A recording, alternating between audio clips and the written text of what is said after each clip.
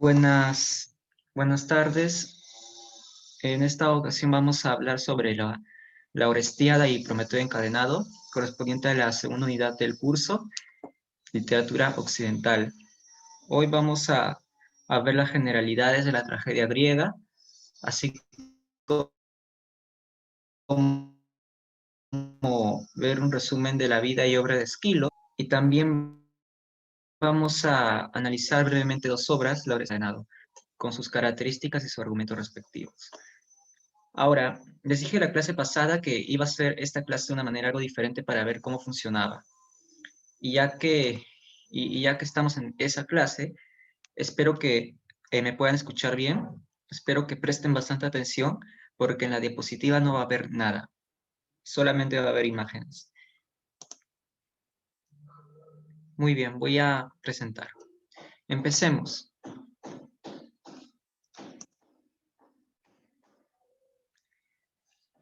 En la clase anterior estudiamos brevemente la Odisea como epopeya homérica, sus características y su argumento. Homero es sin duda un poeta crucial en la historia de Occidente, quizá el más importante, pero no podemos quedarnos solo con él en este curso. Dejamos atrás el periodo jónico de la literatura para darle paso al periodo ático, tiempo de otro de los hitos literarios del pueblo heleno, el género dramático. Este periodo configura el génesis del teatro occidental, y al ser la cultura occidental la más expandida e influyente de la historia, podríamos decir hasta del teatro universal, así como sus primeras características, convenciones y especies. Para lo que a nuestro sílabo respecta, deberemos concentrarnos principalmente en la tragedia. Sin embargo, no podemos hablar de ella sin olvidar a los tres poetas trágicos, quienes ya desde los estudiosos antiguos han sido considerados los máximos representantes del teatro griego clásico.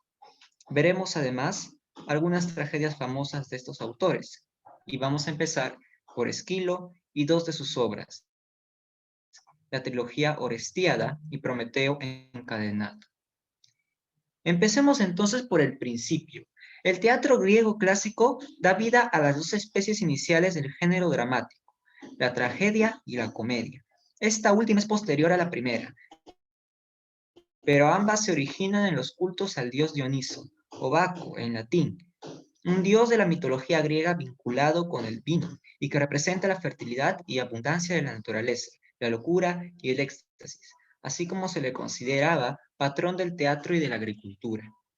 Su culto nació en Beocia y se hallaba muy extendido entre la población griega, a diferencia de otros dioses olímpicos. De ahí que sus ritos gozaran de bastante popularidad. Era costumbre en las fiestas dionisíacas que los hombres se pusieran pieles de machos cabríos, imitando a los sátiros, quienes eran genios de la vegetación, híbridos y con cola de caballo, pícaros y amantes del placer carnal. A propósito, el término tragedia significa en griego canto de los machos cabríos. Triagos es macho cabrío, odía es cantar en griego. También existía un grupo de mujeres llamadas bacantes, adoradoras de Dioniso, que participaban en los bailes, cantos y orgías típicos de las fiestas. El origen de la tragedia se encuentra en los cantos corales dedicados al dios del vino, llamados ditirambos. El ditirambo es una representación visual, el ditirambo es una representación ritual de carácter agonal, de competencia. Es decir, agón significa lucha en griego. Se premiaba a la mejor representación con un macho cabrío. En los ditirambos había siempre un grupo de cantores que formaban entre ellos un coro, al modo de la antigua lírica coral. Este coro, dentro del culto dionisíaco, pretendía ser, entre comillas, el séquito elemental de Dioniso. Es cierto que no se sabe cuándo surgió el líder del coro o corifeo, aquel que dirigía al resto de cantores. En cambio, se sabe o se dice que Tespis de Eleusis, un individuo que viajaba en una carroza con un conjunto de artistas para difundir el rito dionisíaco, innovó el ditirambo al establecer el primer actor, en griego el que responde, un personaje que dialogaba con el líder del coro. Así pues, Al canto del ditirambo se le suma el diálogo, esencial en el teatro clásico y en todo el venidero. Por lo tanto, podríamos llamar a Thespis precursor de la tragedia, quizá también del drama en general, quien da el empujón definitivo al ditirambo, lírica coral, para que se convierta en tragedia, representación teatral. No obstante, no es solo la tragedia tan solemne y terrible la que parte del ditirambo. Surge además el drama satírico, especie dramática típica del culto dionisíaco, que comparte la estructura formal de la tragedia, pero conserva bastante del espíritu festivo y místico del ditirambo original. Una señal, por ejemplo, es que el coro estaba conformado por cantores disfrazados de sátiros. Hasta aquí. ¿Tienen alguna pregunta? Voy a activar el micrófono. Levanten la mano y háganme sus preguntas si tienen alguna.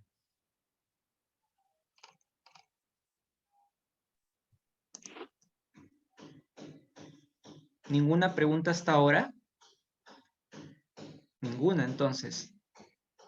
Muy bien. Continuemos. Las tragedias se representaban en época de cosecha, en dos grandes celebraciones, las grandes dionisíacas o urbanas y las dionisíacas rurales o leneas. Las primeras se llevaban a cabo en Atenas durante la primavera, o sea, entre marzo y abril. Duraban 3 días y en cada uno de esos días tradicionalmente se representaba una trilogía de tragedias seguida de un drama satírico. Recuerden que hablamos de primavera en Europa, no en América del Sur. En América del Sur nuestra primavera es opuesta es opuesta, diametralmente opuesta a la primavera en Europa en cuanto a tiempo. Cronológicamente están divididas, están contrapuestas. Así que la primavera nosotros empieza más o menos en septiembre, a mediados, a finales de septiembre. En cambio, para ellos empieza en marzo y va por abril también. Bien, sigo.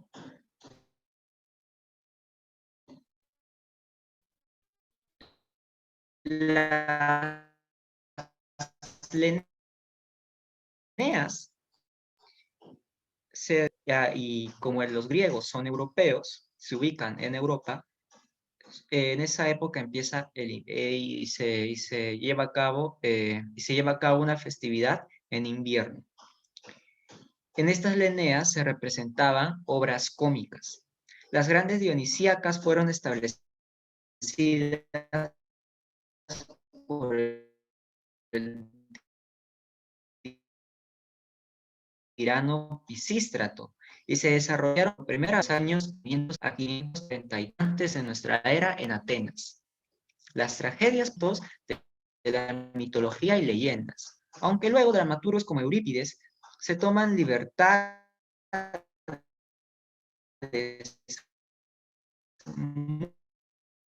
muy grandes en la adaptación de estas. Atractivo de la adaptación por los sentimientos que evocan sucesos memorables y harto conocidos. A ver, Edith tiene una pregunta.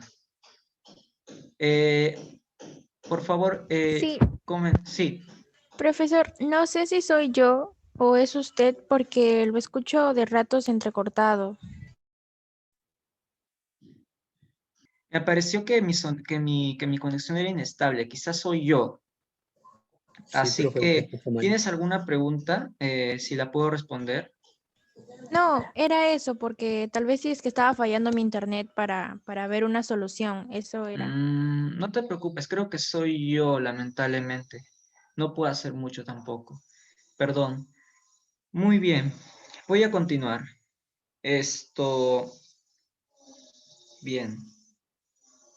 Como iba diciendo, las tragedias no representaban historias nuevas, no eran historias que basaran su atractivo en el suspenso por saber qué iba a suceder, sino que eran versiones difundidas y conocidas de sucesos famosos de la mitología.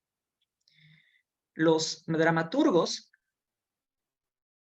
solían tomarse ciertas libertades a la hora de representar estos mitos y leyendas. Claro que sí, escogían una versión conocida y la interpretaban con determinado diálogo, con personaje, de tal manera de que el dramaturgo le daba su, entre comillas, versión propia a la versión de la leyenda que estaba adaptando. Al igual que un director de cine le imprime su personalidad a la adaptación de una novela, digamos un libro de una novela, y otro director lo hace de distinta forma. Pero ¿qué pasa? De que a diferencia de nuestra época, nosotros no íbamos a ver tragedias griegas para conocer una historia que no sabemos de qué trata. Es decir, de sorprendernos por el suspenso que produce el no saber qué va a suceder, sino de que era la forma en la que el dramaturgo despertaba en nosotros sentimientos y emociones de temor y compasión a través de estas historias que conocíamos muy bien, lo que le daba esa efectividad tremenda a la tragedia en sus tiempos. De manera que una historia que sabíamos que era bastante terrible, como la historia de Edipo, posee una especial fuerza trágica gracias a la excelente distribución de escenas, a los diálogos y a la peripecia anagnórisis controlada desde las sombras de la autoría por Sofocanera. Esta es el tipo de recepción, del tipo de expectativa que tenía el público. Sigo. Si bien esto es verdad, también es cierto de que hay autores que son mucho más liberales que otros. No vamos a ver a Eurípides en este curso, pero Eurípides es de los tres grandes griegos, es el dramaturgo que más libertades se toma a la hora de hacer adaptaciones de leyendas y mitos. De tal manera de que cambia finales, cambia acciones, cambia actitudes de personajes, cambia enfoques enteros de lo que los mitos y leyendas no hacían. Por ejemplo, de esta historia que vamos a ver del ciclo troyano, que corresponde a la Orestiada, el asesinato de Orestes, que comete Orestes contra su madre, Eurípides se va a enfocar en una faceta muy distinta en la que se va a enfocar Esquilo. Esquilo se va a enfocar en cómo este crimen se va a ver pues sometido a juicio en un proceso jurídico, racional y fuera del ciclo de venganzas que van a llevar a cabo las furias. En cambio, Eurípides se va a centrar mucho más en todo el sufrimiento que padece Orestes, el asesino, al matar a su propia madre, y cómo esto le causa algo similar a lo que nosotros modernamente conocemos como un estado de fuerte depresión y de muy, muy severo. Ahora bien, continuemos. Si bien el público general podría asistir a estos espectáculos, es decir, hombres y mujeres podían ir, las mujeres no podían interpretar en la representación. Los papeles femeninos eran interpretados por varones. Asimismo, unos cuantos ciudadanos ricos, denominados coregas, financiaban las competencias dionisíacas, a manera de prestación honorífica o liturgia. No olvidemos nunca el carácter religioso de la tragedia griega, donde los principales dramaturgos competían por los laureles del gran poeta. Y no era para menos, porque los dramaturgos eran artistas bastante integrales, componían la música, el guión, la coreografía, se encargaban de la dirección general y a veces hasta actuaban en sus propias obras. Eran artistas completos. Habrán escuchado que he hablado de música. Y sí, porque en las tragedias se tocaba música.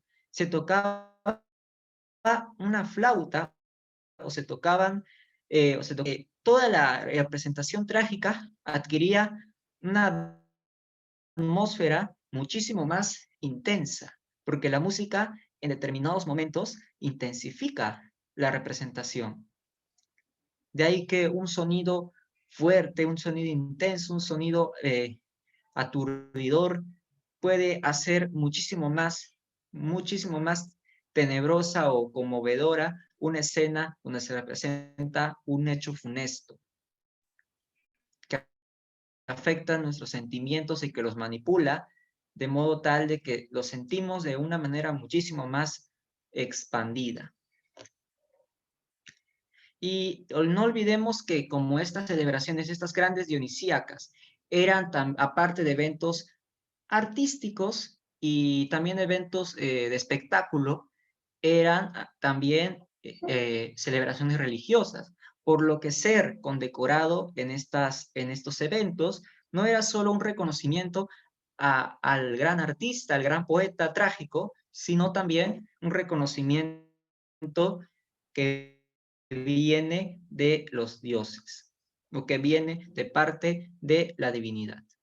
Ahora, los artistas de la tragedia llevaban disfraces estilizados, de colores chillones, unos calzados de tacón elevados llamados coturnos, los famosos coturnos que tenemos aquí. Un momento. Aquí están, los coturnos. Y llevaban unas máscaras muy expresivas, que para nosotros son quizá grotescas, pero que eran señal patente de la metamorfosis que requería el culto dionisíaco para la interpretación de un papel. Los coturnos eran usados para destacar la elevación de la representación trágica. La tragedia es elevada, la tragedia es solemne, la tragedia es grave. De ahí que la altura también tiene un significado simbólico muy importante. Un personaje bajito es un personaje que remite a la vulgaridad. No vas a ver nunca un héroe, un gran héroe trágico que sea enanito. De manera tal de que más bien se representa gente noble, aristócrata, hijos de dioses, parientes de dioses, de linajes de reyes. Y así pues su tragedia es muchísimo más importante a los ojos de los antiguos griegos. De tal manera de que hasta en la vestimenta tenía que darse énfasis en esto.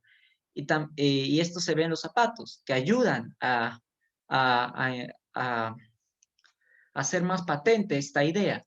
Y las máscaras, con estos aspectos tan aterradores, precisamente buscaban eso, afectar nuestra sensibilidad, ayudar a producir ese terror generado por esas acciones tremendamente horribles, como matar esposos, matar madres, o ser perseguido por espíritus del Averno, espíritus del chamuco. Entonces, todo esto tiene una función bien clara en el drama griego antiguo. Esto fue manejado de una manera excepcional por los tres grandes trágicos, ya que estos, como ya dijimos, tenían en mente todo. Muy bien. Era como si por unas horas se convirtieran estos artistas, el coro y los actores, estoy hablando de estos, era como si ellos se convirtieran en miembros del séquito dionisíaco o en Dioniso o en algún gran héroe de los mitos como Edipo. Una función del teatro clásico nos mostraba a un coro conformado por coreutas que cantaba y danzaba al ritmo del verso y de la música, que también estaba incluida en la representación. Este coro, siempre liderado por un corifeo, actuaba como testigo privilegiado de las desventuras del protagonista, las comentaba con un tono pensativo o dejándose llevar por la emoción, a la vez que dialogaba con el actor, le increpaba, lo consolaba y mucho más. El coro era el elemento de la tragedia en que se podían proyectar los espectadores. porque estos podían tomarlos como intermediarios entre la acción actoral y la recepción suya. El actor o actores, por su parte, principalmente recitaba sus líneas, y era él quien hacía avanzar la trama con su intervención. Cumplía una función eminentemente narrativa. A ver, profesor, por qué usted ha mencionado la palabra narrativa si estamos estudiando teatro? Bueno, porque los géneros literarios no son excluyentes. Un poema puede narrarnos una historia, en eso todos estamos de acuerdo. Así como, así como vemos que básicamente poemas épicos son epopeyas, son obras épicas en verso, eran poesía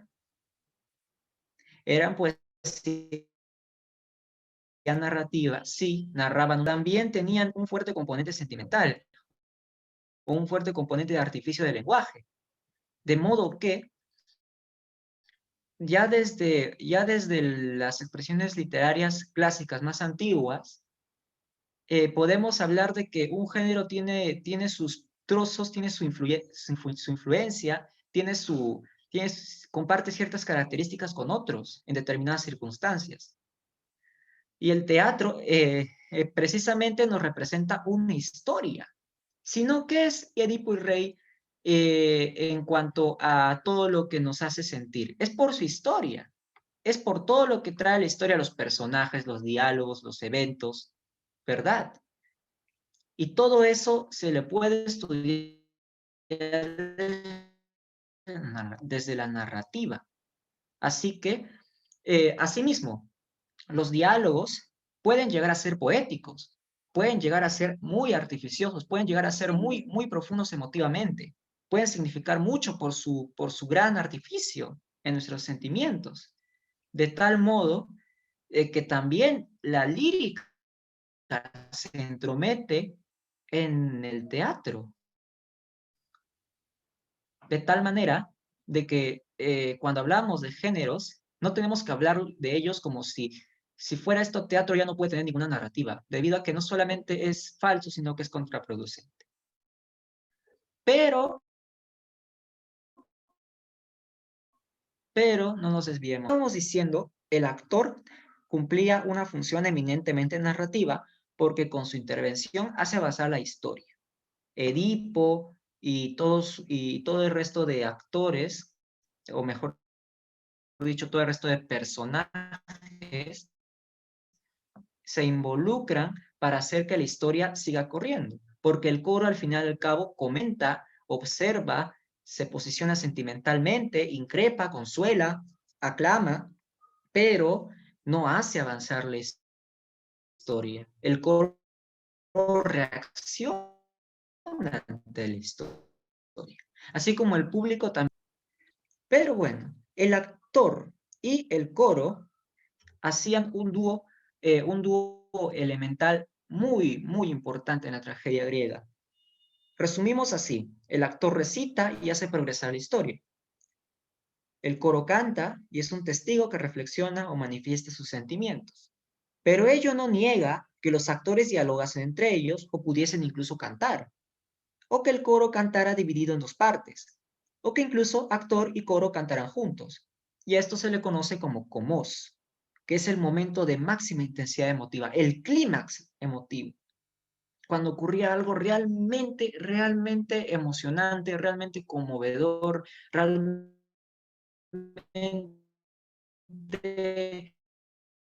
estremecedor, y a los sentimientos de todo el público. Les excitaba los sentimientos de una manera sumamente poderosa. Esa es la magia de la tragedia. Uy, tu cámara, amigo, tu cámara. La representación trágica no pretendía ser realista, sino elevada. No pretendía ser algo lo más mundano posible. Pretendía ser lo más verosímil posible. Y aquí vamos a entrar con Aristóteles, la verosimilitud. ¿Qué es verosímil? Verosímil puede ser observado así a simple vista con dos pequeñas, entre comillas, raíces, de vero y símil. Vero, de verdad, y símil, de similar. Similar a la verdad. Verosímil es todo aquello que se parezca a la verdad. Todo aquello que pueda ser visto como un producto semejante a la verdad, una posible verdad. Si es semejante a la verdad, es que puede ser una verdad. No la es, pero puede serla. Perfectamente podría serla si no supiéramos que no es verdad. Y de ahí es verosímil, la congruencia con la verdad. El teatro, especialmente el teatro que alaba Aristóteles, como el de Sófocles, se caracteriza por ser verosímil. El teatro griego antiguo tiene esa propiedad mayoritaria, ser verosímil. Y bien, y eso no quiere decir ser realista en el sentido mundano, porque realista en el sentido mundano es escribir una interpretación donde haya gente haciendo cosas comunes, como lavando la ropa, comiendo, yendo al bar, jugando videojuegos. Pero eso es muy mundano. En cambio, representación de acciones graves, serias, como el crimen de venganza, el juicio, la persecución de un criminal, intentar salvar al pueblo de la peste, la venganza por la infidelidad, por la traición, la muerte. Son temas bastante serios. Y esto es lo que se escogía representar. La mundana pretende ser elevada y solemne, intensa, bastante intensa. De ahí que tenemos todos estos elementos a disposición, tanto literarios como de puesta en escena, para precisamente intensificarse, para intensificar todos los sentimientos que se producen en los espectadores y así avivar más esa sensación de conmoción, de miedo, de terror. Preciosamente vigorosos. Los gestos son exagerados. Los gritos de dolor patéticos. No patéticos en el sentido de lamentables, en el sentido de qué patético eres. Cuando, por ejemplo, te quejas de no tener gritos patéticos en el sentido de que de la palabra patos, patos que remite a gritos patéticos, son gritos cargadísimos de emoción. ¡Ay! ¡Ay! Son gritos algo así, no pueden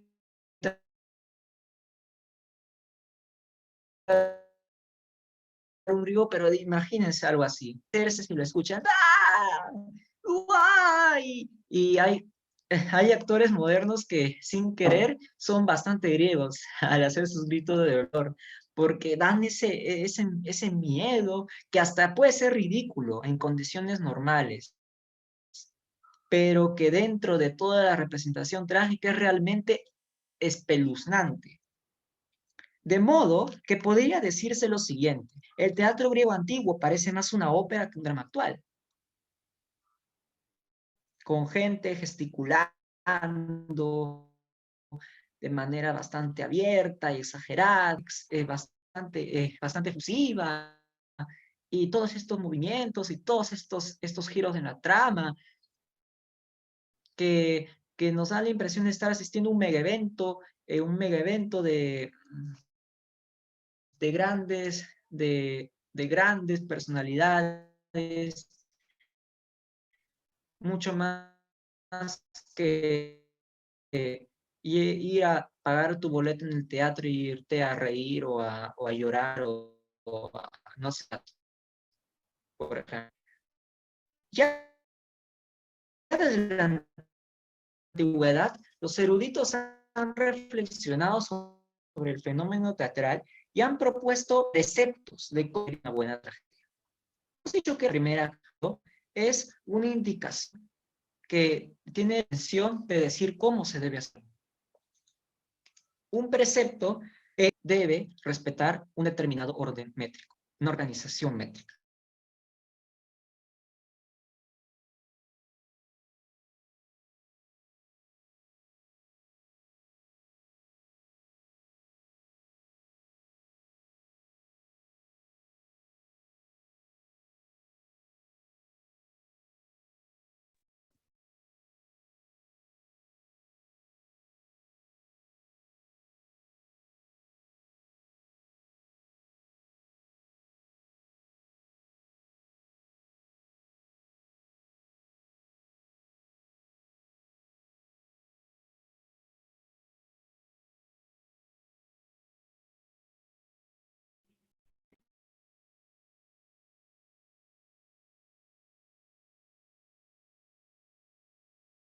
Perdonen, chicos, estaba silenciado. Por un momento pensé que estaba hablando.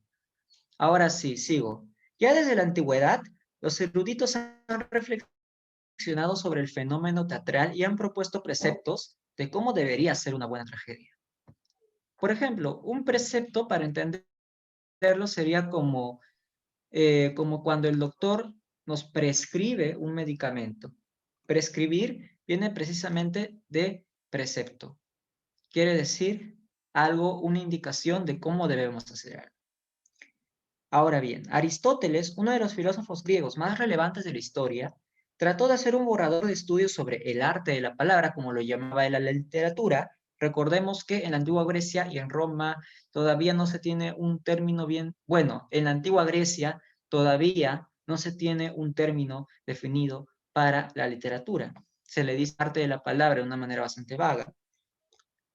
Y este estudio, borrador del arte de la palabra, este libro de apuntes para sus clases en el liceo se llamaba Poética.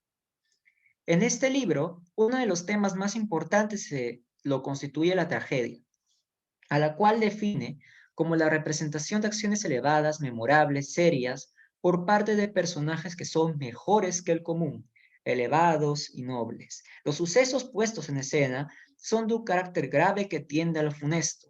Se desarrolla una trama que mueva el temor por los hechos terribles, la compasión por los héroes desgraciados. Ahora bien, las muertes, sucesos importantísimos en las tragedias, no eran representadas sino aludidas, con el fin de no romper el equilibrio clásico de forma y contenido por su condición grotesca, y para no alterar demasiado a los espectadores. De tal manera de que se respeta esta indicación formal del equilibrio, en la cual en una obra tan elevada como una tragedia no podía haber algo tan grotesco y tan grosero y tan poco decoroso como una muerte explícita. Tenía que aludirse. Y aludir, de hecho, tiene unos efectos mucho sugestivos mucho más intensos que ver la muerte. Si, por ejemplo, vemos una de estas obras sanguinarias, estas películas gore de los 80, de los 90, creo, y estos animes de temporada que salen con un montón de gente muriéndose, sangre, tripas y no sé qué más cosas, nos volvemos insensibles. En cambio, si nosotros vemos en una obra de arte que hay una muerte que no podemos ver en integridad, pero sí podemos ver pistas de esta, nos perturba mucho más, ya que nos da libre pie a estar imaginándonos todo el suceso, lo cual da pie a muchísimo más efecto sugestivo. Profesor, So, disculpe, no está Perdón, compartiendo pantalla. discúlpeme. Ajá, no está Está compartiendo. compartiendo pantalla, profe. no estoy Sí, profe. compartiendo pantalla. ¿De No, cómo? profe, de Sí, hace hace rato. rato Ya, estábamos ya. alzando la mano. Disculpen, Interrumpirle, pero disculpen. A ver, ahora voy a Soy poner pro acá. gamer. Ahí está. Sí, Ya, profe. a ver, ¿quiénes levantaron la mano? Háganme las preguntas. Muy bien. ¿Qué preguntas tenían? No, solo eso era, profe. Ah, ya, ok. Pero bueno, no se perdieron de mucho. Estos son los coturnos, estas son las máscaras. Bien, sigo. Precisamente esta representación, según Aristóteles, estaba justificada por la catarsis, o sea, la purificación corporal y espiritual del miedo y la compasión, a través de la excitación de estos mismos sentimientos, producida por la contemplación de una acción trágica. Algo así como curar la enfermedad con los mismos síntomas o algo así, o combatir fuego con fuego.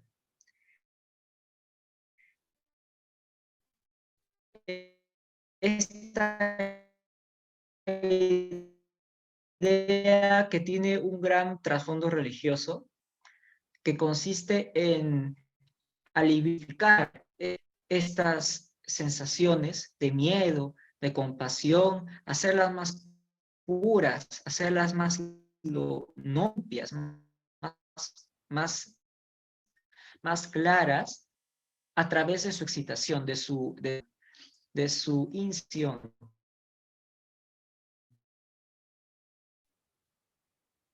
Sentir compasión para que nuestro ahora el Américo, su hado, o sea, su destino, se halla a merced de los dioses, a quienes no puede contradecir.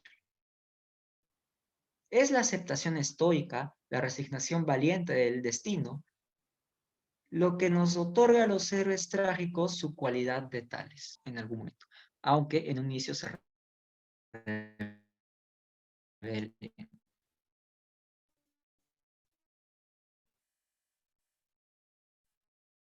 Como Edipo. Ahora sigamos a ver si no tienen alguna pregunta antes.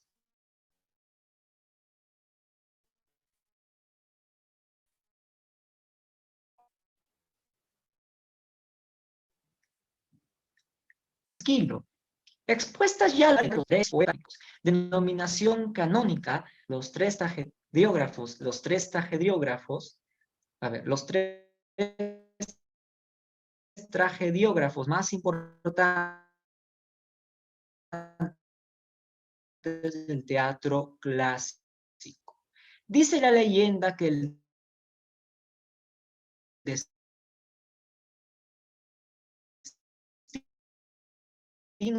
de los tres está dado también el 480 antes de nuestra era. Sófocles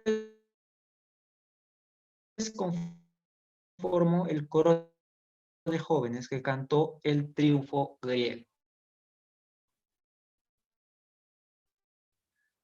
Esto no es verdad, pero sí nos entender la ubicación moral y espacial de los momentos y lugares de cada uno. Es trágico, Sófocles.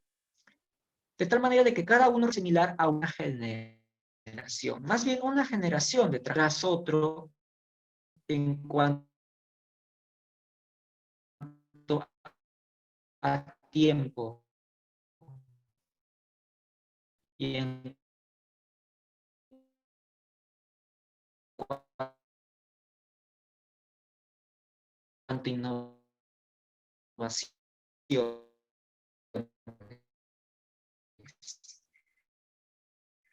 De los tres existen muchos misterios, pero a su vez muchos conocimientos y certezas, como obra y no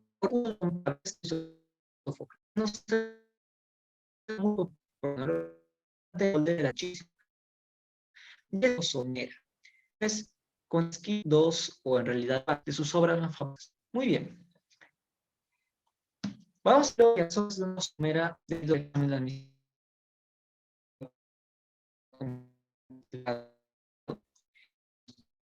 piden, pero vamos a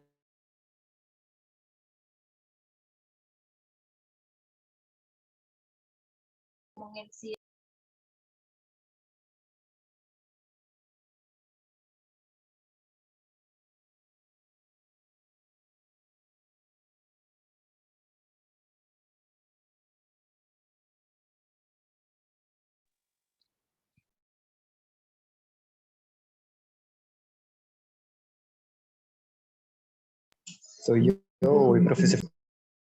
¿Se salió el profesor? Sí, sí, Claro, fue. pues, Lo votaron, ¿no?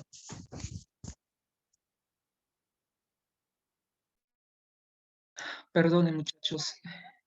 Perdone, muchachos, esto no me está gustando nada que se corte a cada rato. Profe, es A su ver. internet, creo, porque se escucha cada Sí, rato entrecortado. sí, es mi internet, es mi internet. sí, Profesor, la profe. última parte no se entendió. ¿Lo podría volver a explicar, por Lamentablemente favor? no. La última parte, ¿de verdad? Muy bien, estaba diciéndoles que en este curso vamos a,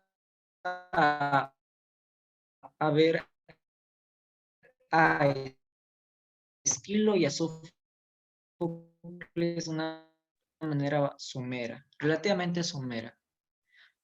Debido a en realidad son 4, pero vamos a tomar con que son 2. Muy bien. Estábamos diciendo que Esquilo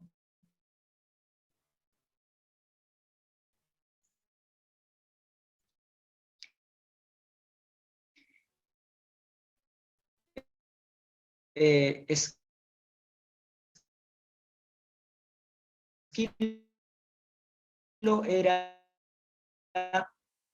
pues un dramaturgo, soldado ateniense de familia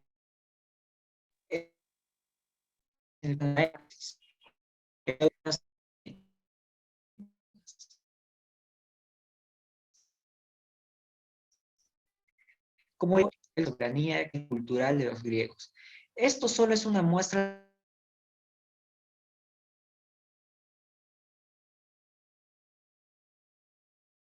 El profesor se salió de la clase, creo. Sí, su internet está fallando. Sí, se salió. Sí, porque la verdad toda la clase la escuché súper entrecortado, no le he entendido nada. Por 2. Vamos a tener que ver la grabación todo. ¿Quién sea anfitrión? Pero en la Grabación. grabación también va a salir entrecortado. Sí. La grabación se escucha un poco mejor, pero Entrecortado y igual caos. fatal. Creo que sí es el internet del profesor, si se escucha entrecortado, ¿no? En la grabación. Pensé que era yo, pero Sí, sí. sí, se escucha entrecortado. Yo me iba a quejar como Vistar, pero ese profe.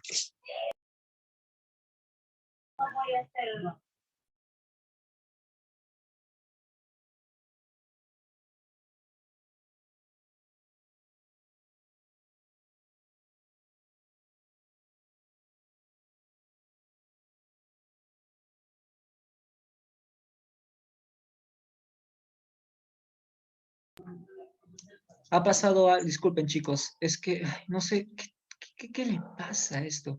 A ver, ya, ahora sí, solamente voy a ponerlo así, ¿está bien? Bien, estaba diciendo que Esquilo fue un dramaturgo y soldado ateniense que nació el 525 antes de nuestra era en Eleusis. Participó en el combate de Salamina, el cual fue muy importante para la independencia económica, política y cultural de los griegos. Esto solo es una muestra del gran nacionalismo, entre comillas, que poseía Esquilo, su sentido patriótico a favor de Atenas y la democracia moderada. Nacionalismo, entre comillas, porque el nacionalismo es una ideología más propia de la modernidad. Pero lo estamos usando de esta manera para entender que Esquilo sentía un gran orgullo por Atenas y sus instituciones. Muy bien. Por ello fue muy querido en Atenas, estimado como hijo predilecto, pero no solo era un ciudadano prestigioso, sino que también era imbatible en los agones trágicos. Salió en primer lugar en 13 ocasiones. Sería Sófocles, el segundo genio de la tragedia clásica, quien acabaría su reinado de victorias y lo motivaría a dejar las competiciones dionisíacas. Antes de su muerte en Gela, Cilicia, el 456 antes de nuestra era, abandonó Atenas y se asentó en la corte de Siracusa, un reino gobernado por tiranos, por el cual hecho se le criticó bastante en su época, ya que decía alabar las instituciones democráticas de Atenas, pero al final se fue a vivir a una tiranía. Muy bien. Vamos a dejar aquí su vida y vamos a avanzar a su obra. Se considera que Esquilo realizó la configuración fundamental de la tragedia griega porque introdujo al segundo actor o al deuteragonista en la representación teatral. Asimismo, redujo las partes cantadas del coro en aumento de las partes recitadas o dialogadas de los actores. Tiene un estilo recargado y denso, si lo leemos en el texto original griego, ya que cuando se traduce al español se pierde bastante de esta densidad poética. Sus obras estuvieron marcados por el modelo de la trilogía, 3 tragedias que son dependientes de una misma línea argumental, lo que le otorga la cualidad de monumentalidad a sus obras, a la manera de la estructura monumental, o sea, extensa, de los poemas homéricos. También cabe resaltar la simbiosis entre religión y política en la significación de sus obras. Es decir, ambos campos colaboran en el sentido de las historias que recrea, de modo que no podemos entender el significado a plenitud sin considerar a los dos. Esto lo vamos a ver en la Orestiada. Se le atribuyen 90 obras, de las cuales conocemos el título de 79, pero dentro de aquellas apenas que se conservan completas 7. Los persas, que es la única tragedia de temática histórica que se conserva. Hemos dicho que las demás tenían temática mitológica, pero esta tiene temática histórica y trata de la derrota de los persas ante el ejército griego.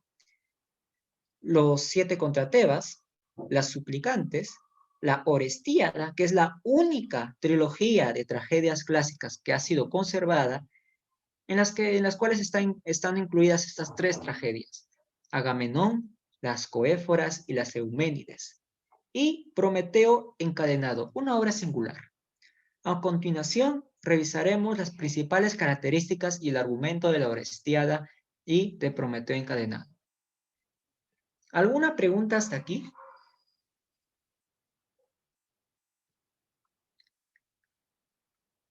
¿No? Muy bien. Sigamos entonces. Sí se está grabando, ¿verdad? ¿Está grabándose? Sí. Profe, Continuemos. como Ah, Esquilo es el padre del drama, ¿no? O de la tragedia. O no se Esquilo el padre de la tragedia. o no se lo podría considerar así. Un estudioso, angloparlante, creo que era de Inglaterra o de Estados Unidos, no me acuerdo. La cuestión es que un intelectual muy, muy reconocido lo consideraba el creador de la tragedia Esquilo.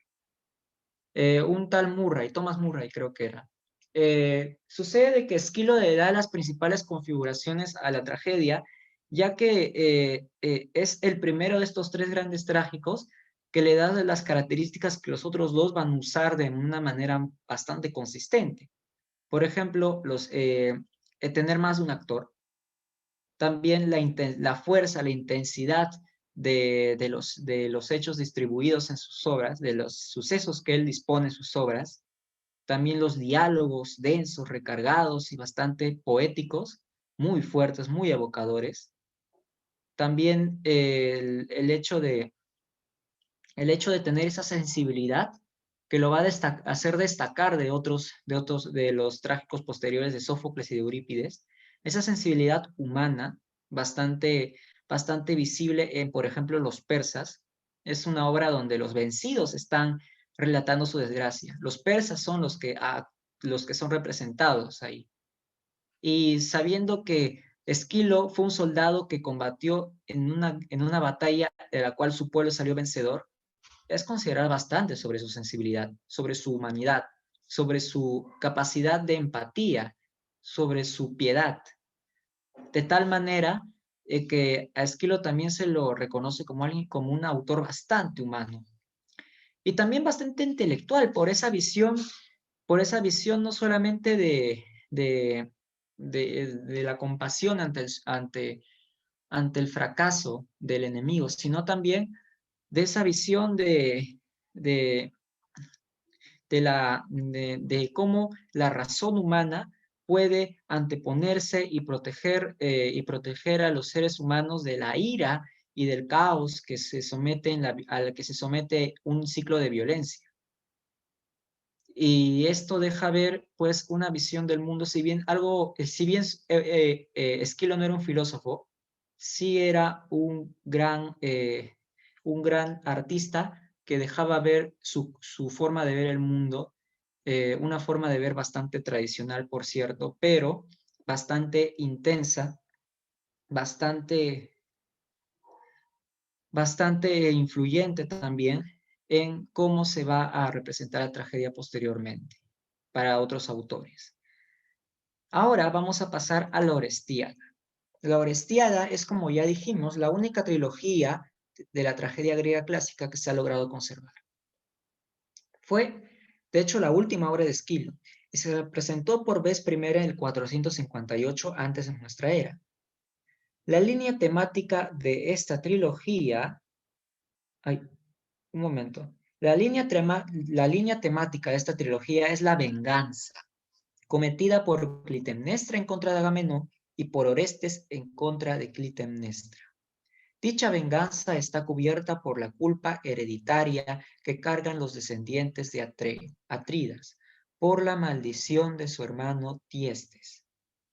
Así pues, tenemos como antecedente o pretexto del texto de la Orestiada el mito de la maldición de los Atridas.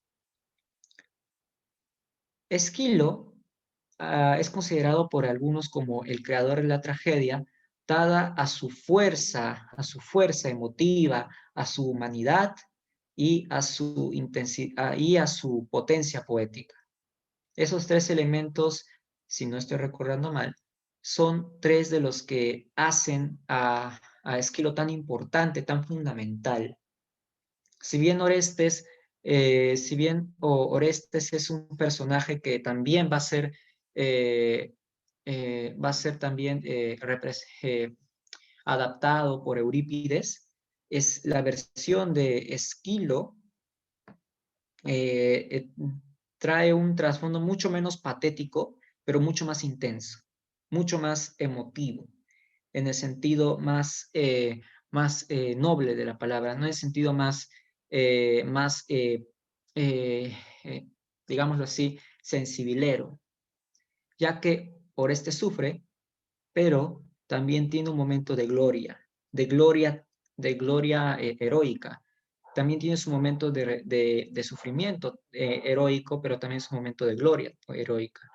Algo que Eurípides se salta y solamente se concentra en hacerlo sufrir, o al menos eso en líneas generales. De tal manera de que para entender en primer lugar todo lo que pasó con Orestes, tenemos que entender cuál es el trasfondo. Así como vimos que el mito de la manzana de la discordia era una especie de trasfondo o antecedente de la Ilíada, el mito de la maldición de los Atridas es el antecedente de la Orestiada. Sucede que hace tiempo Aérope, quien era la esposa de Atreo, había cometido adulterio con Tiestes. Tiestes y Atreo eran hermanos. Atreo, que estaba sediento de venganza por la traición de su hermano, fingió que hacía las paces con él y lo invitó a regresar a Micenas, de donde Tiestes había salido. Una vez éste aceptó, Atreo buscó a los hijos de su hermano y los asesinó. Luego cortó sus cuerpos y los sirvió en el banquete de reencuentro, para que el insospechado Tiestes se coma a sus propios hijos. Acabado el banquete, el vengativo le revela los cadáveres despedazados de sus hijos y así el adúltero se enteró que había ejercido la peor atrocidad de su vida. A causa de ello, Tiestes lanzó una terrible maldición a él y a toda su descendencia, que perseguiría al atrida Agamenón, a quien ya hemos visto con esa denominación en la Ilíada. Agamenón es una atrida. Así pues, la historia de la Orestiada puede resumirse en la sucesión de venganzas que conducen de un procedimiento bárbaro, entre comillas, e irracional a otro civilizado y racional. Orestes venga la muerte de su padre Agamenón matando a su propia madre, Clitemnestra, y debe soportar el acoso incesante de las erinias, hasta que Palas Atenea convoca a un juicio por su caso y es declarado inocente. El coro en la trilogía varía según la obra. En la primera parte son ancianos. En la segunda son las portadoras de libaciones o coéforas. En la tercera, las erinias o furias. Asimismo, cambia el escenario. En las tres partes, el frontis del palacio en Argos es el escenario base, pero en la segunda parte aparece la tumba de Agamenón, y en la tercera, el oráculo de Delfos y Atenas. Las anticipaciones reflejan el peso gravitante del destino en la obra. Las predicciones de Casandra y el coro adelantan los sucesos funestos. Las predicciones de Casandra y el coro adelantan los sucesos funestos posteriores. A esto se le añade el orgullo nacionalista que se deja ver en la parte final. Atenas se muestra y se enorgullece como la creadora de leyes y procesos legales que buscan reemplazar las soluciones violentas. Seguidamente vamos a leer el resumen del argumento que nos proporciona el libro Literatura, Proceso de Literatura Universal Española de Lumbres Editores. Vamos a leer este argumento que está bastante completo y sinceramente hacer un argumento propio tan largo es muchísimo más cansado que hacer el resto del texto, se los juro, es muy cansado. Y si me dan una pequeña forma de darme, un respiro de estas diapositivas y de todo este texto que he hecho, el argumento lo vamos a leer de un libro, ¿ok? Así que voy a leer yo para que no perdamos mucho tiempo. Muy bien. La historia se inicia con la aparición de un vigía que aguarda la señal que indicará la caída definitiva de Troya. Precisamente esa señal, que es una gran llama, llega a Argos transmitida de monte en monte a manera de réplica en postas. El vigía se emociona y debe anunciar a la reina Clitemnestra la buena nueva de la toma de Troya y el retorno del victorioso Agamenón. Este aparece y es recibido por Clitemnestra con palabras engañosas. Ordena que se extiendan tapices púrpuras.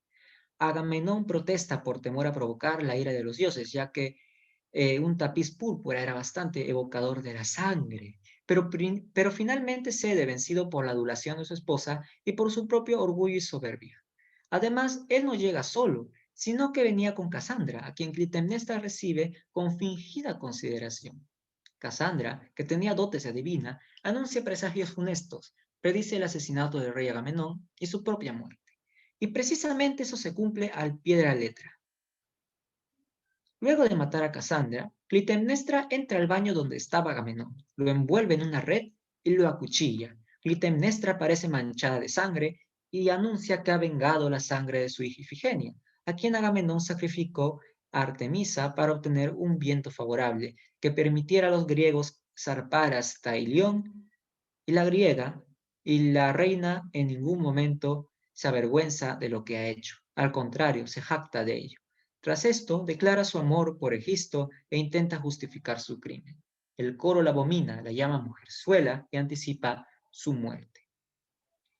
Recordemos que Casandra es una divina con una maldición, la cual va a hacer vaticinios y los va a declarar abiertamente, pero nadie le va a creer. De tal manera que cuando Casandra hace todas estas predicciones, el coro no le cree. Pero al final, el coro tiene que asumir, tiene que aceptar de que decía la verdad. Así es. Entonces, no solamente el coro le vaticina la muerte a Clitemnestra, que va a suceder, sino que también Casandra es quien representa o simboliza esta concepción del destino inevitable.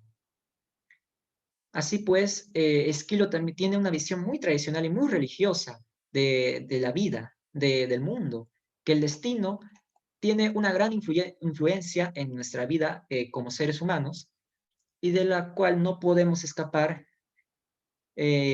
aunque se nos presente en nuestras propias narices, no vamos a poder creerlo, pero al final se da.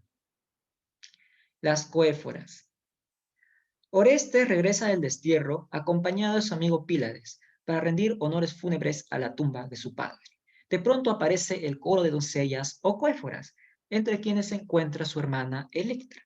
Orestes corta un mechón de su cabello, lo deja en la tumba del padre y se esconde junto con Pílades.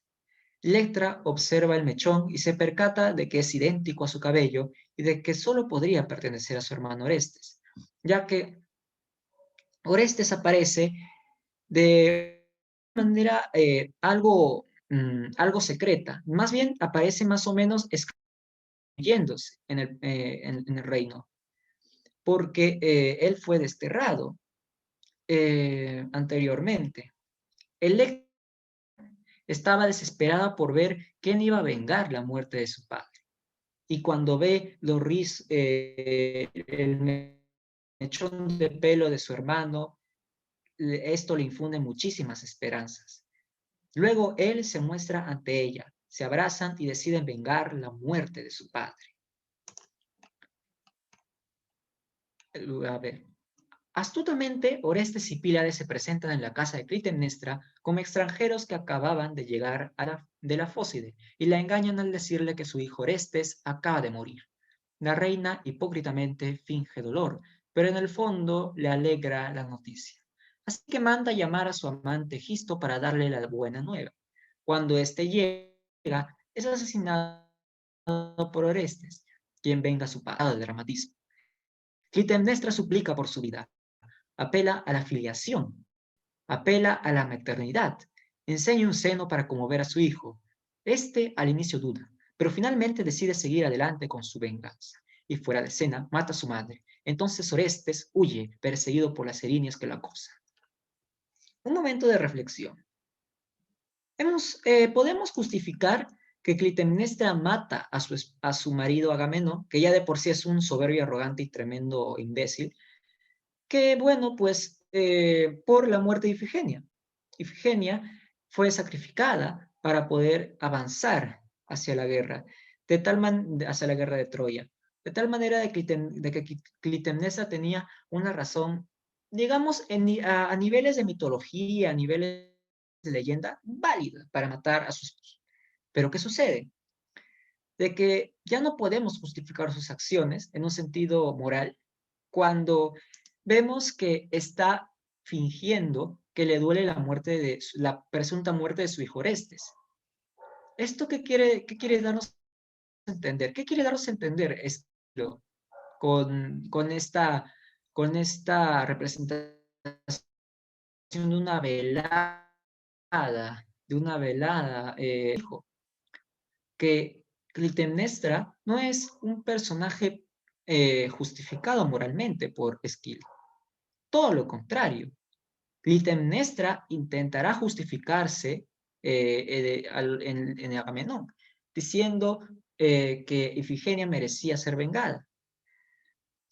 Pero vemos después de que está con otro hombre, que está con Egisto, y de que se alegra de la muerte de su hijo,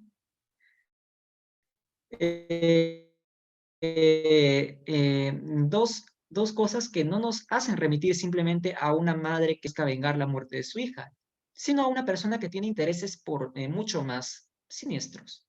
De tal manera que Clitemnestra es una mujer que ha asesinado a su marido podemos hacer esta interpretación, que sí, le puede doler más o menos la muerte de Ifigenia, pero que por detrás de esta muerte está buscando hacerse con el poder con su amante y que no hayan obstáculos. Y Orestes significaría un obstáculo para su rey tiránico.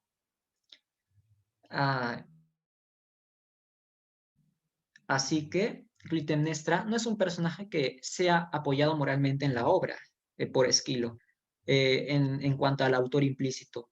Vemos las disposiciones tanto en conducta como en discurso que nos dan a entender de que Clitemnestra es un personaje malvado, es un personaje ruin, siniestro. Y Orestes, sin embargo, al vengar la muerte de su padre, al enfrentarse a esta tiranía y acabar con ella de una vez, acaba cometiendo un crimen igual de grave, que es incluso más grave y más tabú todavía. Porque no tiene sentido estar discutiendo si es más grave matar a tu esposo o matar a tu madre, pero sí tiene sentido decir de que ambos crímenes son abominables. Pero ¿qué sucede? de que Orestes es perseguido por las Erinias, las Furias, quienes son ordenadas a acosar hasta la muerte debido a que necesitan suplir la venganza que merece la muerte de alguien, de un familiar asesinado por su familia. De modo tal que Orestes va a sufrir un acoso tremendo por parte de divinidades.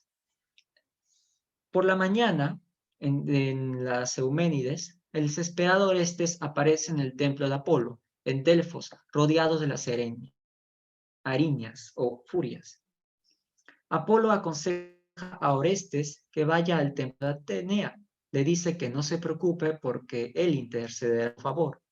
El espectro de Clitemnestra aparece e injuria a las Ariñas por haber permitido la huida de su asesino. Apolo, luego de expulsarlas, acepta la responsabilidad de haber aconsejado a Orestes, quien solo obedecía sus designios. Orestes es alguien que está sometido a la voluntad de los dioses.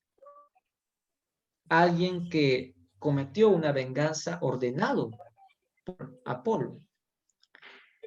Y aquí vemos una vez más la concepción de Esquilo sobre el destino y sobre la voluntad de los dioses, los dos elementos que moldean el lado, que moldean las acciones, que moldean el fin de los hombres.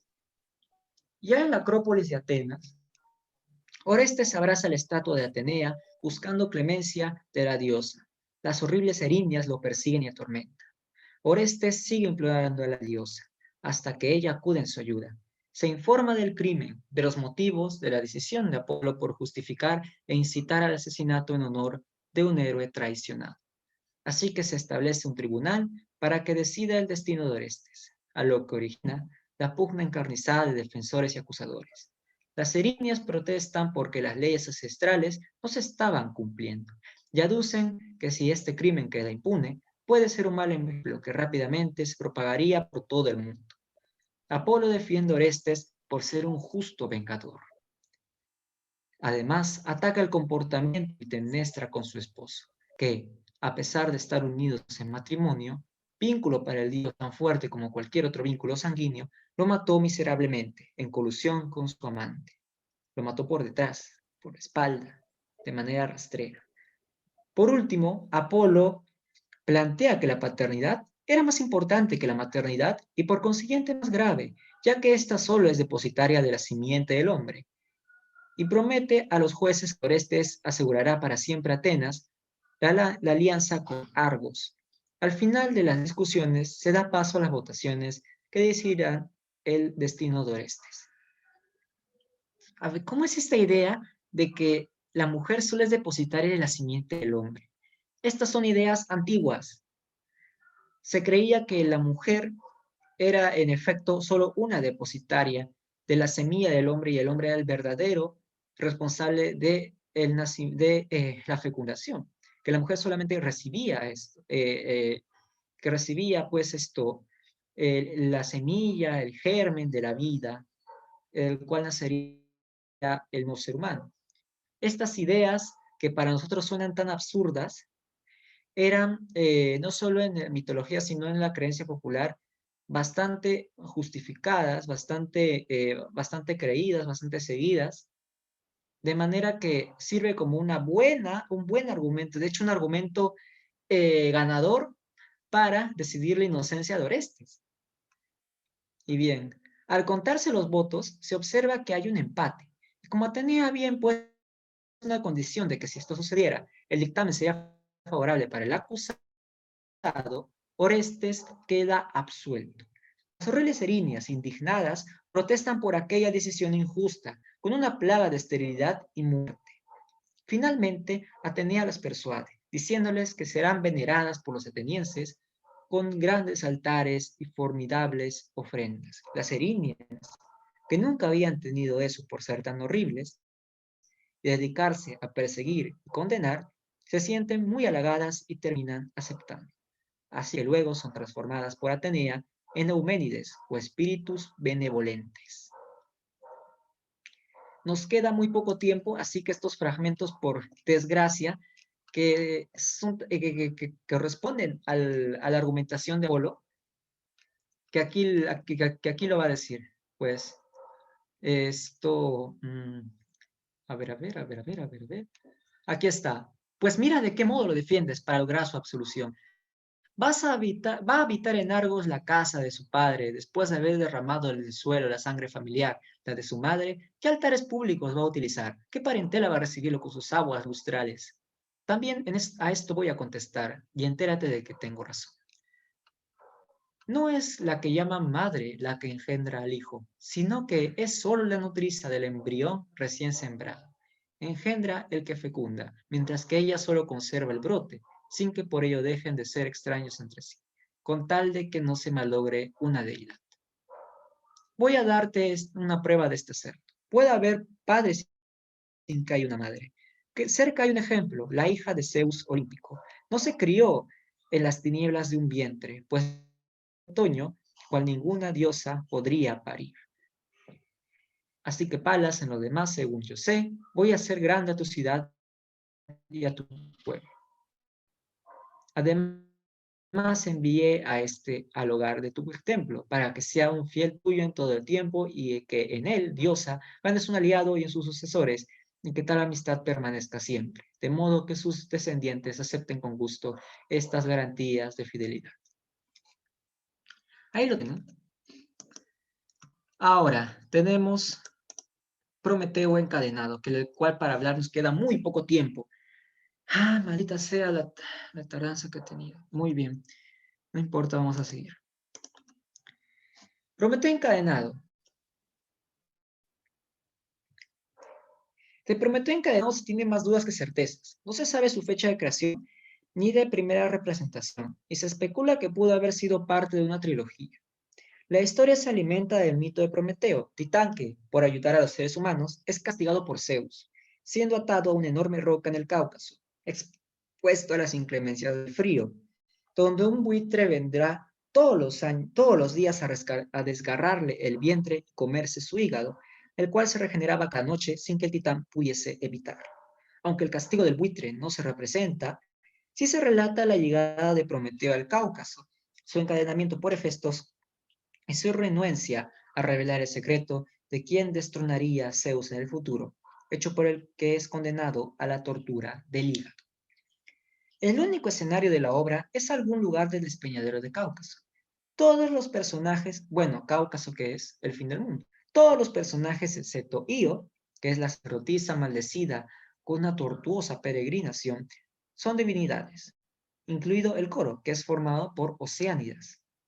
Rebeldía del antiguo y soberbio Prometeo ante la tiranía de la tragedia. A pesar de los consejos de Océano y las amenazas de Zeus a través de Hermes, el titán mantiene su posición desafiante y no está dispuesto a ceder su orgullo ni su oráculo. Ahora vamos a leer en el libro de Lumbreras. A ver. En un lugar montañoso y abrupto del fin del mundo, o sea, del Cáucaso, dos terribles dioses, poder y fuerza, poder también se le puede llamar violencia, conducen encadenando al titán Prometeo. Los dan en la roca dura como castigo a la acción que cometió. A ver, Brigitte, dime.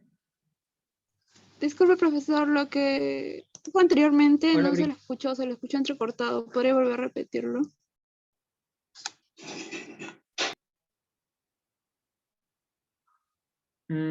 Ya. Esto, a ver, creo que darle los consejos de Océano, que a pesar de las amenazas de Zeus a través del dios Hermes, él mantiene, o sea, Hefestos, mantiene su posición desafiante y no está dispuesto a ceder ni su oráculo ni su orgullo, aun cuando vaya a lamentar su terrible destino. Y su amor a la humanidad, en parte reflejado en el robo del fuego, posiciona a Prometeo como patrón de la cultura humana. Ahora, en el resumen, está Cáucaso, dos terribles dioses o personificaciones, fuerza y violencia o fuerza y poder, conducen encadenado al titán Prometeo. Los sigue el dios Hefesto, a quien Zeus le había ordenado sujetar cada acción que cometió. Mientras Hefesto cumple su labor con mucho pesar, pues estimaba a Prometeo poder, afrenta al titán y lo critica por haber entregado a los humanos algo que solo estaba destinado a los dioses, el fuego de la sabiduría. Luego de sujetarlo bien, se retira. Ya solo, Prometeo se lamenta de su destino, cuando en eso aparecen en un carro alado las Oceánidas, hijas del dios Océano y amigas suyas. Ellas se conduelen de la desgracia del titán y le ruegan para que desista de su férrea enemistad con Zeus, pero el titán se niega. Entonces ellas le solicitan que cuente el motivo por qué es castigado. Prometeo les narra que durante la lucha entre los dioses, algunos apoyaron a Zeus y otros al padre de este, Cronos, él estuvo a favor del primero. Sin embargo, una vez que Zeus obtiene el poder, decide olvidarse de los humanos y eliminar su raza. El único que se pone del lado de los hombres es Prometeo, y por ello gana el odio del padre de los dioses, o sea, Zeus. Su gran error fue abrir a los hombres hacia la civilización. De pronto llega Océano, quien le aconseja que desista de este enfrentamiento a Zeus. Prometeo le dice que se marche si es que también le tiene miedo a Zeus. Océano se ofende y se retira. Las Oceánidas siguen lamentándose, pero sospechan que este guarda un secreto sobre Zeus, el cual debe revelar porque quizá sea lo que finalmente lo salve. Luego aparece una mujer con cuernos de vaca, luego aparece una mujer con cuernos de vaca, Io, que viene caminando desde Argos. Ella le cuenta su terrible dilema. Enamorado Zeus de ella, fue aconsejada para que se entregue a él. Sin embargo, esto generó la ira de la diosa Hera, y por ello Io tuvo que abandonar su tierra y vagar por lugares lejanos, llorando por su funesta suerte. Ella también lamenta el destino de Prometeo, pero él le dice que un hijo suyo, de la futura descendencia de Io, será quien lo libere. Además, menciona en forma rápida y ambigua aquello que tanto deseaba saber Zeus. Este dios tendría una funesta boda de la que nacería un niño que llegaría a ser más fuerte que el padre. Nada más diré sobre ello. Y nada más dice sobre ello, más bien relata a lo que aún debe pasar por muchos obstáculos.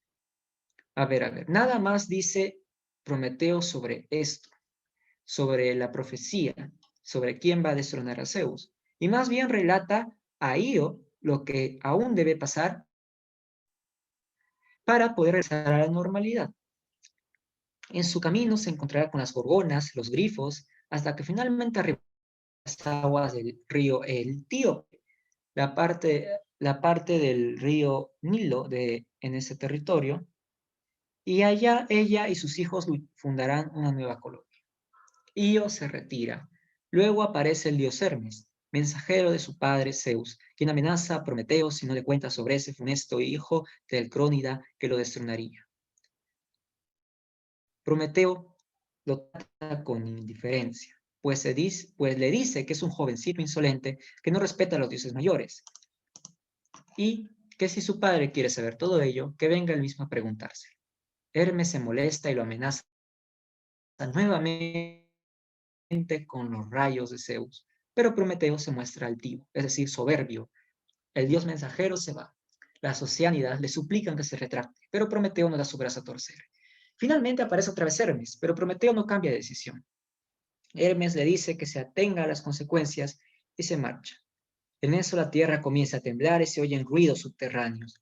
Las Oceánidas están aterradas, pues temen lo peor para Prometeo. Este ya sabe lo que se avecina. Caen truenos y relámpagos, y en medio de la destrucción, las rocas sepultan al titán. Aquí tenemos más fragmentos que lamentablemente no podemos leer por cuestiones de tiempo, pero ustedes pueden leer en la comodidad de su computadora. Aquí también tienen algunos textos más, como La muerte de Esquilo, que es bastante curiosa. También El mito de Prometeo encadenado. También tienen aquí El mito de la caja de Pandora y también El mito de Prometeo, que es la continuación de este texto. Aquí lo tienen. Las preguntas. Y ahora voy a pasar el link. Ahora, un momento, voy a dejar de compartir. Ya. Ahora, muchachos, en un momento van a recibir el enlace de la reunión. Ahorita mismo van a recibir el enlace. A ver. Voy a... sí. Si tienen alguna pregunta, por favor, háganla.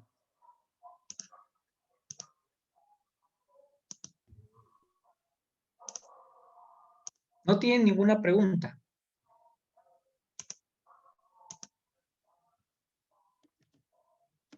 Ahí está el link. ¿Ya pueden verlo?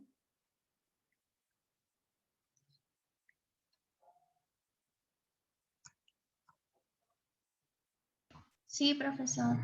Entonces, empiecen a rellenarlo. Tienen hasta las 7:10. Les estoy dando 6 minutos por lo terrible que ha sucedido en esta clase, por mis problemas de conexión y mis problemas de conectividad. Les pido disculpas. Felizmente hemos podido abarcar lo más fundamental. Las lecturas las tienen siempre en la diapositiva. También voy a subir los apuntes que he hecho para esta clase, y de hecho son los que he estado poniéndoles a manera de herencia, no sé. Y así pues, he escrito pues un texto entero con los principales datos que corresponden a este tema.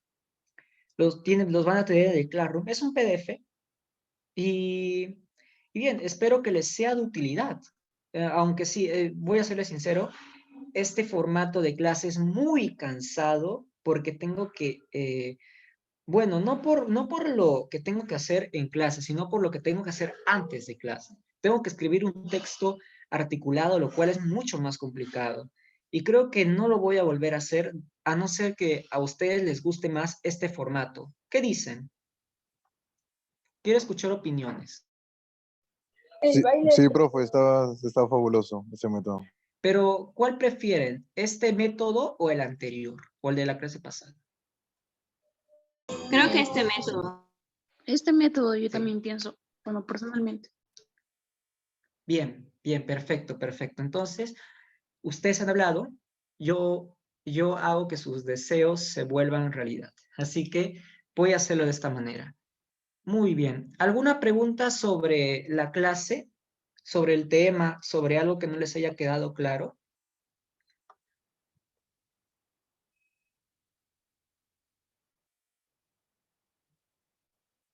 Bueno, parece que no. Así que voy a hacer una preguntita a un alumno al azar. Espero que esté, un momento, así que prepárense, espero que esté, a ver, vamos a ver.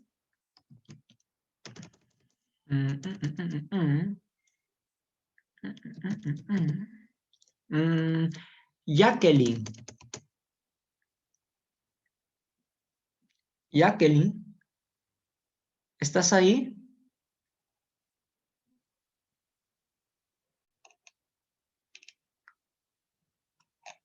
Bueno, Jacqueline. Otra persona. Anthony Andrade. Hola, Anthony. Presente, profesor. Ya, una pregunta. No importa si la respondes bien o mal. Simplemente quiero que la respondas. A ver. ¿Cuáles son las 3 obras que conforman la Orestiada?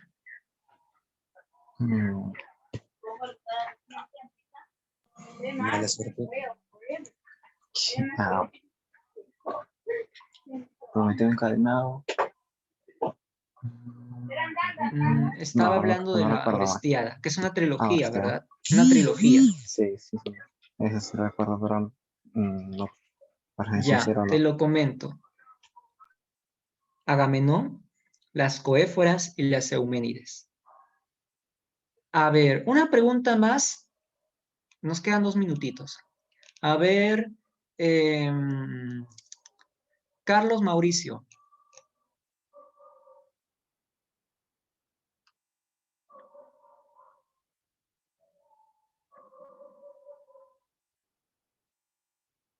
Carlos Mauricio.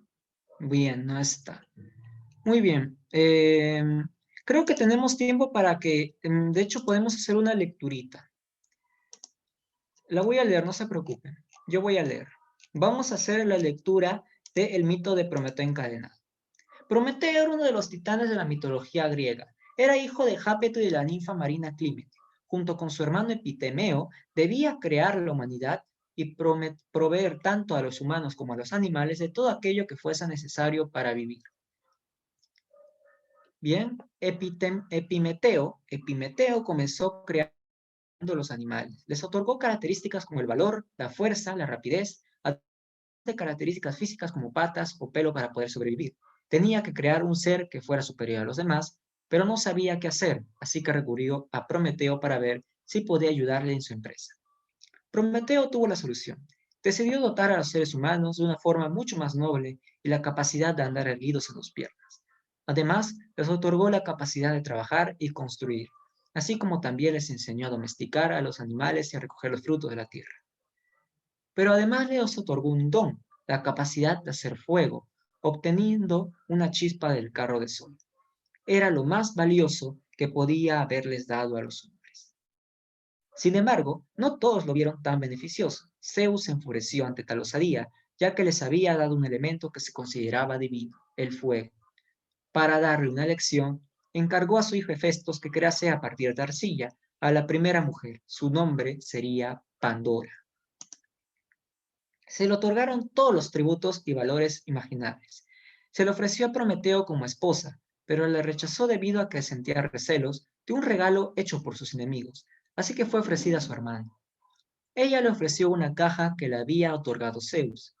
Este la abrió y trajo al mundo todos los males y la desgracia. Prometeo quiso vengarse de Zeus, por lo que decidió sacrificar 2 bueyes. Dejó en una pila las partes comestibles de los animales y las recubrió con el vientre, mientras que dejó los huesos cubiertos con la piel del animal. Acto seguido le dio a Zeus la oportunidad de elegir entre los 2 montones. Zeus respondió que el montón cubierto por la piel. Al descubrir el engaño, ordenó a Hermes que encadenase a Prometeo en una cueva del Cáucaso. Allí cumpliría su castigo. Un águila le devoraría las entrañas durante 30.000 años, pero sin provocarle la muerte, ya que ésta se regeneraba continuamente. Se libró finalmente de su tortura gracias a la ayuda de Heracles, quien le liberó y mató al águila. Muchas gracias por venir a la clase de hoy y nos vemos en la siguiente sesión.